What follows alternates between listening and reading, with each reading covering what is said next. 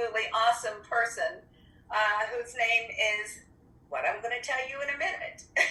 But before I introduce her to you, I'm going to ask you a few hypothetical questions. And I've written those down here, so I'm going to read these to you, and I want you to think about them. So, do you yearn to create more balance in your life? Would you like to stop feeling so exhausted? Oh. Would you like to uncover your life's passion? Ah, that's a good one. How would you like to attain clarity about what's next for you? How would you like to revive your relationships? How would you like to craft a deeper spiritual connection? And last but not least, how would you like to access a place of health and happiness? Wow. So think on those. But today I'm going to introduce you to our guest. Her name is Donna Burick, and she's going to put a whole lot of meat on those words for you. And I'm going to turn this over to Donna and let her tell you what she does, how she got to where she is, and how it's been so helpful for so many people. Donna Burick, so happy to have you. Thank you. Judy, thank you so much for inviting me. And I want to say I needed that laugh. Thank you for that opportunity to have a belly gut laugh. It's such a wonderful way to be able to be with you today. Right. So I am a holistic life coach energy therapist. That's a bunch of words. So let me go backwards, tell you how I got to where I am today, because I've been practicing for 20 years now, a little over 20 years. So when I was in my early 20s, I opened up a gourmet catering company called A Pinch of Time. It was very exciting. I ended up with 80 employees. I made really delicious, healthy, beautiful looking food for all sorts of events all over North Carolina. It was going great. But the reality is I was stressed. That magic word, stressed. 80 employees, I'm in my 20s. It's a lot going on, 8-9 events in a day. It was a lot. And what happened was I was married and we wanted to have children, and for 14 years I was infertile. I could not have children. The doctor said, sorry, just not going to happen. So I decided that wasn't a good enough answer. I knew I was stressed out, and so I started searching for some holistic balancing ways to get myself back in balance, because I know I was spinning way out. So I started going to acupuncturists, practicing qigong, eating healthy, taking herbs, working with coaches on my spiritual journey. I mean, the list is large. And I got pregnant, which was incredible. The doctor was pretty surprised. We were very excited. Plus, I had learned during all of that to really manage my stress load.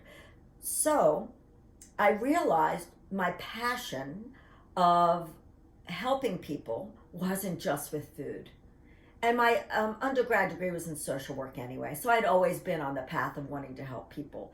So I sold my business to another catering company so it could live on, and I stayed home to raise my son and get trained in all these modalities so that I could then help people. And the way I did it was by taking all these modalities and putting them under one umbrella. So today, I now coach people, teach them tools. I take them through their desires, give them a roadmap how to get there.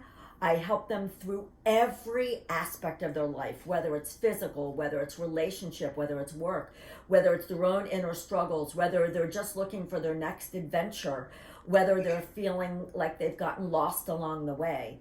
Because our body and mind are connected, and energy is what is consistent through all of it. So by working on all levels, we can get people to where they want to go.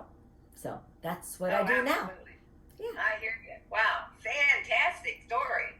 Wow. So, Donna. Yeah. Here we are in this unprecedented time. All of the craziness that we're going through of this COVID-19 and who knows what else. Talk about stress.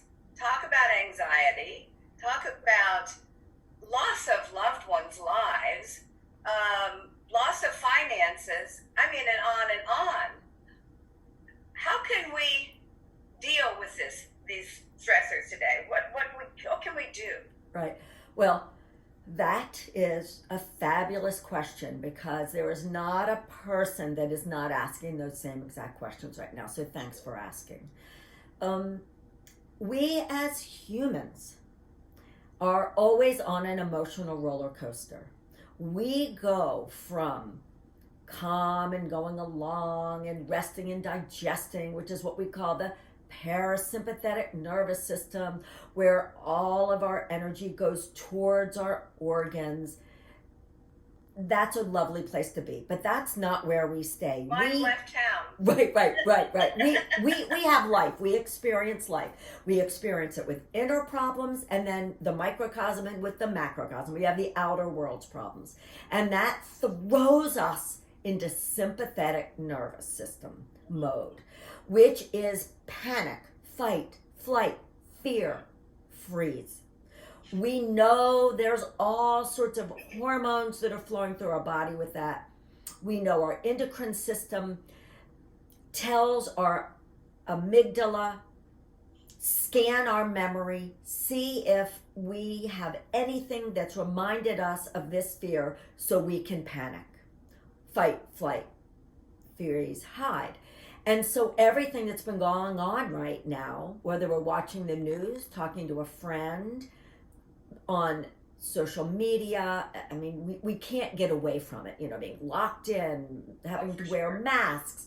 All of those things are keeping us in the fight flight, in that sympathetic nervous system. Now, what's so interesting are animals have the ability to be chased. We'll talk about the gazelle.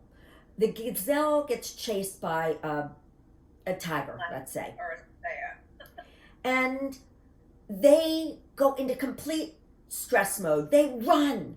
But the minute they're safe, they shake and they can go back to eating grass. They are so calm. We have lost that ability. When we were cave people, we could do it. We would jump back in the cave after the saber-toothed tiger chased us, and we could take a nap. But because of our 27 connectability, and all the other logical things that the Industrial Revolution on up has brought us, we are in that constant buzz of stress. We all get that. I am preaching to the choir on this one.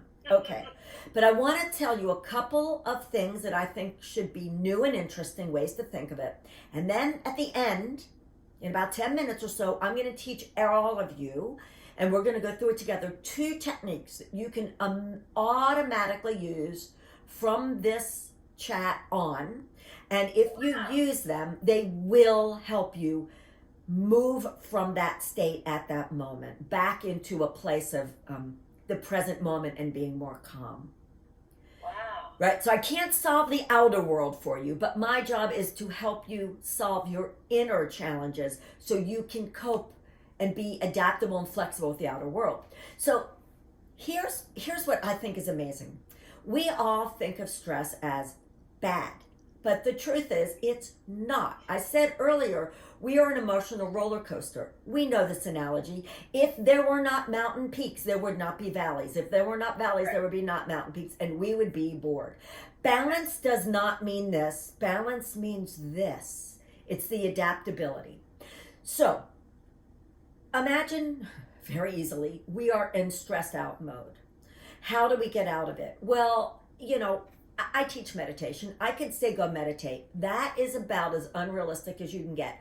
You cannot be, I personally cannot be stressed out to here and come way down to meditation all at once. That's like jumping off a cliff in Hawaii under the waves. It's just not real. We're not trained that way. So we've got to slowly come down. So all of us, our mind and our body, is working towards achieving the same goal of being calm. So this is the cool thing.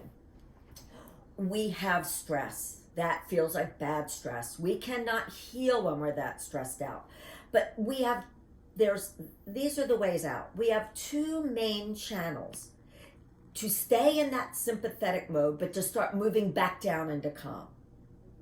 The one you've probably always experienced, which is we go into that tend, befriend, and care mode, right? So you're in your house, you're locked in, you're scared to go out, but there are other people in your home. So you take care of them, you feed them, you talk them off the ledge.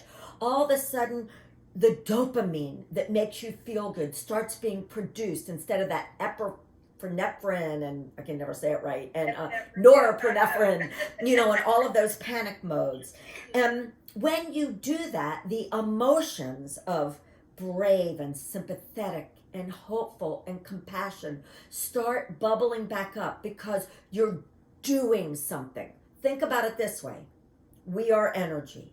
If we are stressed out and we have this much energy, we need to move that energy into something else. That we can use that same amount of energy of fear into helping people. That is why throughout history, people volunteer and they go out and they help feed the homeless during tough times, because it makes us keep that intenseness but move towards productiveness. It basically takes it off of us in a good way if we start helping other people. Yes. Even though it's still sympathetic, it starts moving us calm.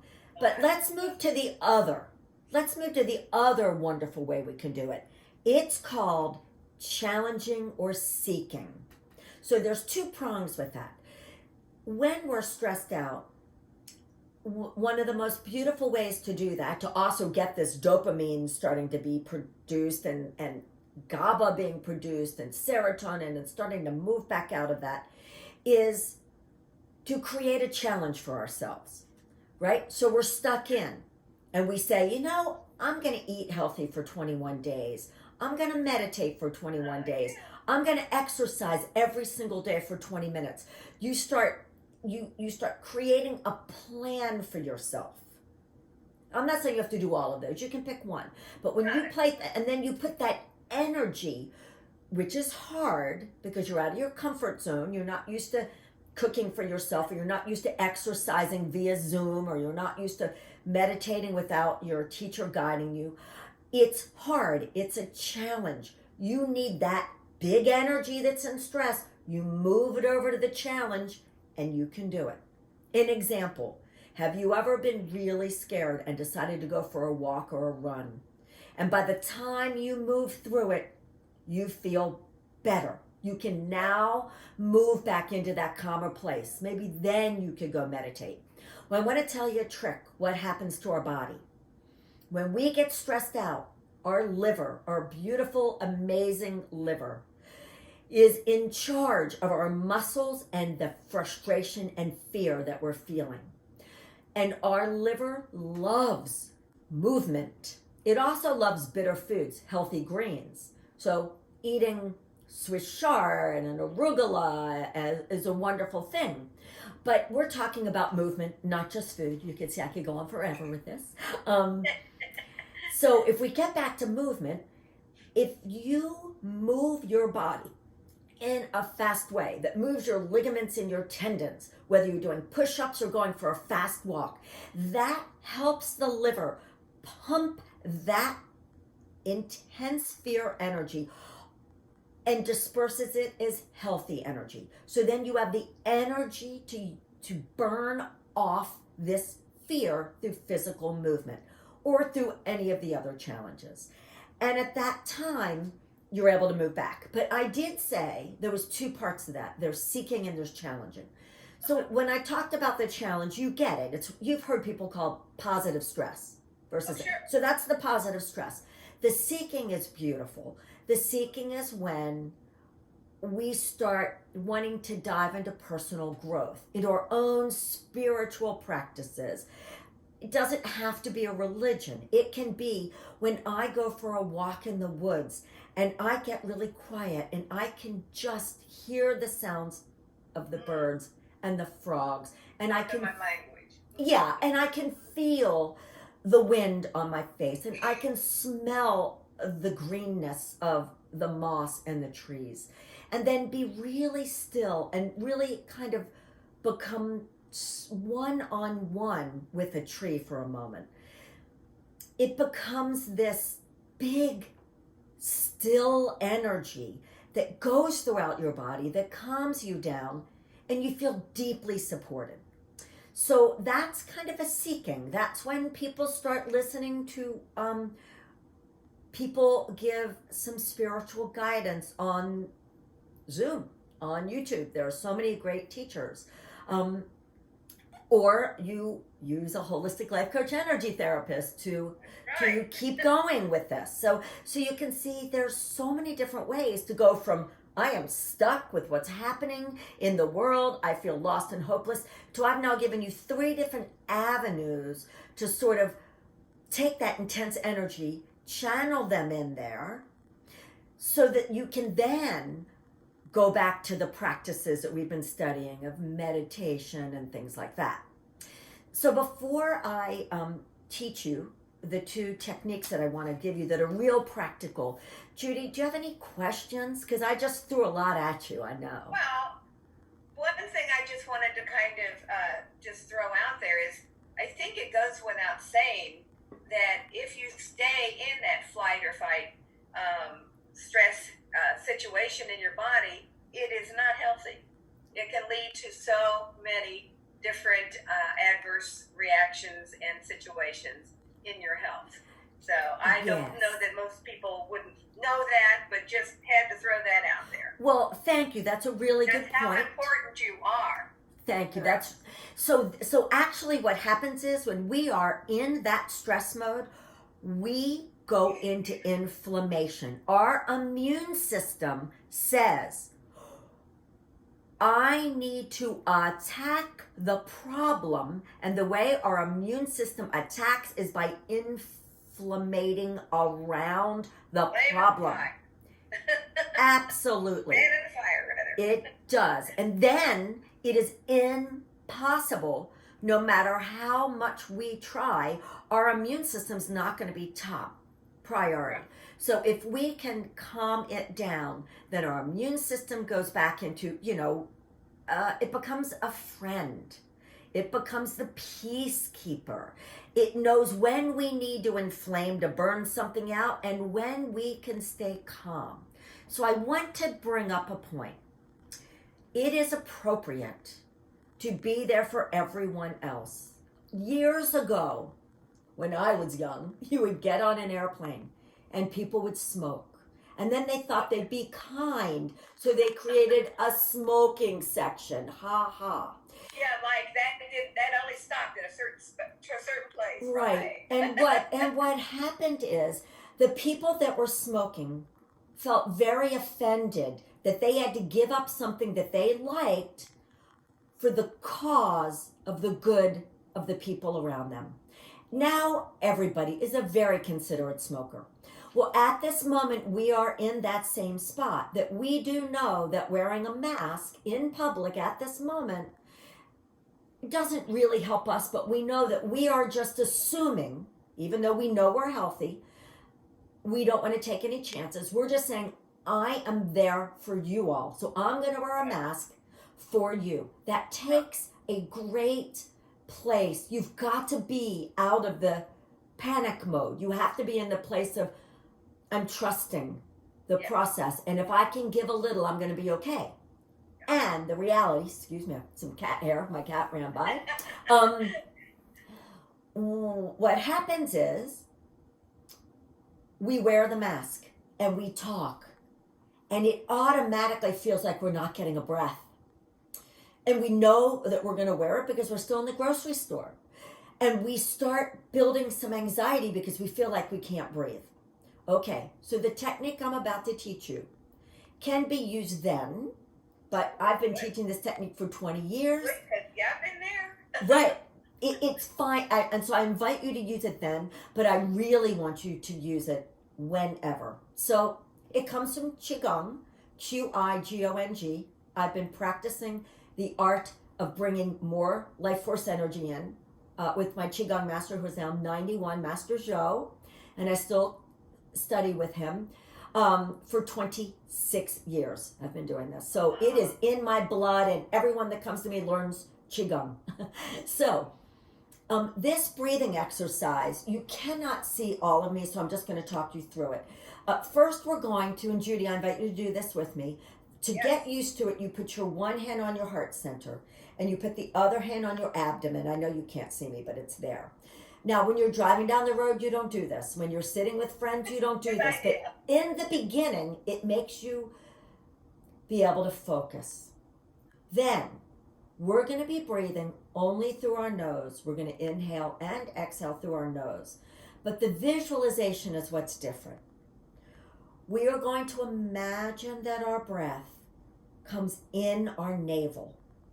And we very slowly, and I'm going to talk you through it and then we'll do it together.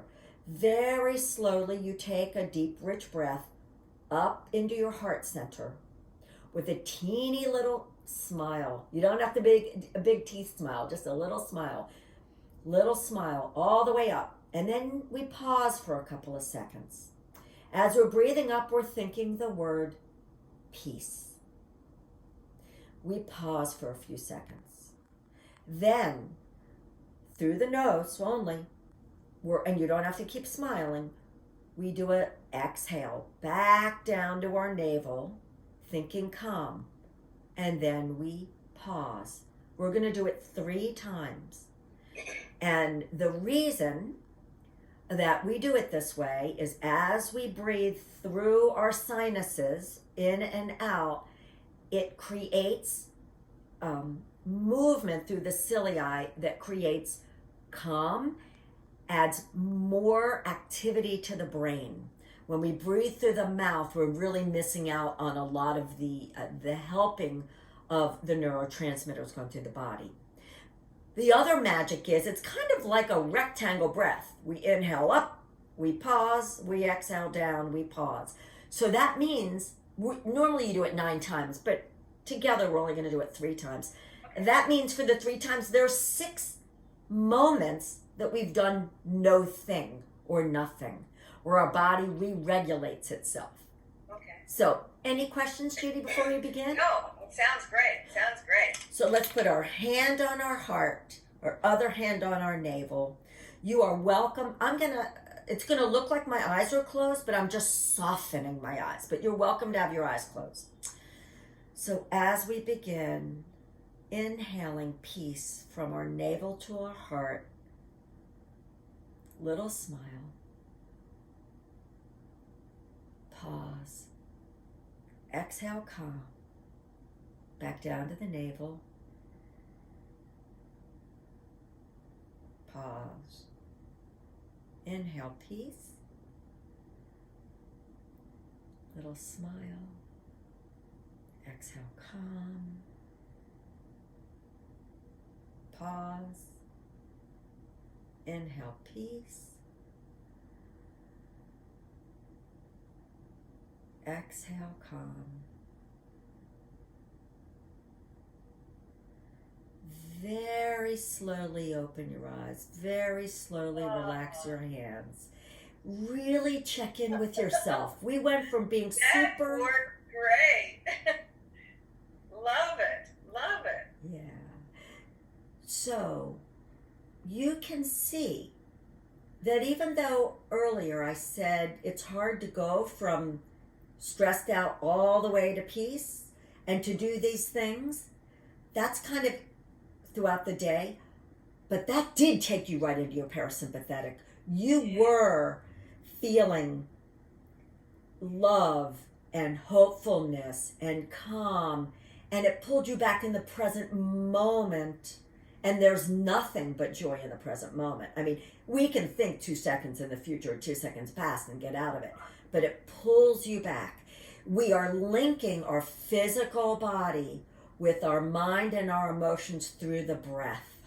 So play with it. 9 times is life-changing, but guess what? Sometimes in the middle of an argument, you might only have a moment to do that breath 2 or 3 times. Oh, yeah. Okay. The last one is pretty cool. This one you don't do by yourself. This this is a technique when you're in the middle of a conversation. Text, Facebook Live, phone call, email, live conversation, watching the news. When the conversation is agitating you, you're getting back into stress. Yeah. We have to protect ourselves. Well, we can't hang up on people. We can't turn our head away. It's a little rude. And we can't put up a fortress. Not a good idea. So again, this comes from energy work. You take your non-dominant hand. You put your thumb and your finger together, the pads, very gently. Looks like an okay sign, so I call it the okay trick. Then you put your hand down. Relax on the table, on your lap, because you don't even have to do it in the air. I was just showing it to you because you don't want the people you're talking to see that you're doing this. Now, once you teach your family member to do this and they see you doing it, it will not be an insult. You'll see why. In other words, they're not going to feel offended that you're doing this. They know that you're just trying to stay in the present moment and calm. Then you want to feel with your feet completely rooted, grounded to the earth. Just pretend you're a tree and some roots are growing. That's all you have to do. Now, when I talk to you, and I'm not going to do it with you right now because our time is almost up. If I said something very mean to you and you did not have this like that, you feel offended even if I made it up. But when you do this, and in a moment I'm going to give you the details why this thing works, and then I say the same thing to you, you feel a little bit like Casper the Friendly Ghost. Those of you that remember that cartoon, the insult goes through you. Or when you're watching the really hard things on the news right now, you can listen, you can have empathy. Well, I'm going to say it differently. You can have compassion without having to take it on, without taking on that empathy, right? And so as I'm talking, Judy, I'm hoping you're putting a little bit of pressure on that okay, and you can see how it just keeps you more present. So now, this is why it works. Our body is made up of energy systems, meridians. You may have known them from going to acupuncture. And our thumb is linked to our lungs. Our finger is linked to our large intestines. When you put these two together, you are closing off an energy circuit of the outer world, because our nose and our mouth are channels of the outer world coming in and going down and out, right? Food goes out and the carbon monoxide goes out. Dioxide, whichever it is that we breathe. Hopefully it's not carbon monoxide. Yeah. And so when we do that, it just makes our electromagnetic field called the Wei Qi protect us. So when we hold this together, we can be present and listen with open ears to what's going on without feeling burned out or attacked. It's a very amazing technique. I've been using this forever. Kind of makes me feel like it's kind of grounding. Very grounding. And that's what we have to be. Think of a lightning rod, right? We have to be able to be in this world. We can't escape it. But how can we stay calm? How can we move ourselves into the opportunity of seeking and challenging or caring or being peaceful so our body can heal, and then we can be there for others. So for today, those are the two techniques. And I want to say thank you so much, Judy, for letting me talk and share. Yeah. And how can people get more information or consult with you or find you, Donna? Yeah. I know that we did put it in the chat, and I will check to make sure it stays in the chat. But if you want to just kind of throw that out there, and I will make sure that people get that information. Thank you. Thanks, Judy. This has been really wonderful. I really appreciate being able to share some things to hopefully make your all's Father's Day a little better. So my website, I would invite you to go to. It's Donna Burick, BURICK.com. It will take you there. It will redirect you to wholelifecoachingenergytherapy.com, but you don't need to type all that in. I do have a newsletter, and you can sign up for the free newsletter on the website, and then I will send you 7 days of a bunch of free fun tips that you might enjoy. Also, you are welcome to call me, and my number's on the website, but I'll give it to you now, at 336-540-0088, because I do offer a free 15-minute phone consultation that you and I would schedule, so that I can hear what your primary needs and desires are, and then I could let you know how I can help you, and we can decide if there was any further action that we would want to take together. So it's really that simple. Wow, Donna, that's just amazing. I appreciate that. Sure. And like I said, just in case, I'm going to also put this in the notes around this video. In case someone doesn't have a pen and paper right then handy, they can come back and find it real easily. So, Donna, it has been so much a pleasurable time with you. I so appreciate it. I feel so honored and privileged to be able to have you here. And I thank you from the bottom of my heart. Thank you. The same. Thank you with the bottom of my heart, and have a wonderful day. And you as well. Bye-bye. Okay, take care, darling. Uh-huh.